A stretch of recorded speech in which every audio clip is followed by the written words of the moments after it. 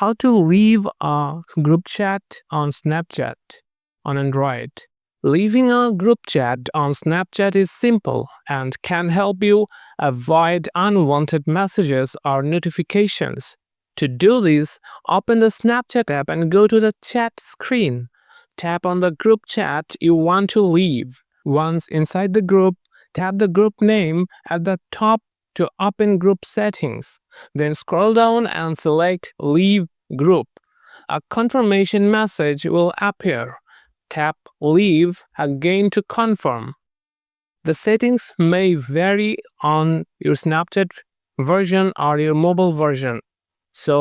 But the settings can be similar.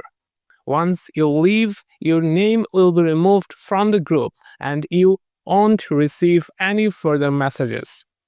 So if this video was helpful, don't forget to like and subscribe for more helpful tutorials.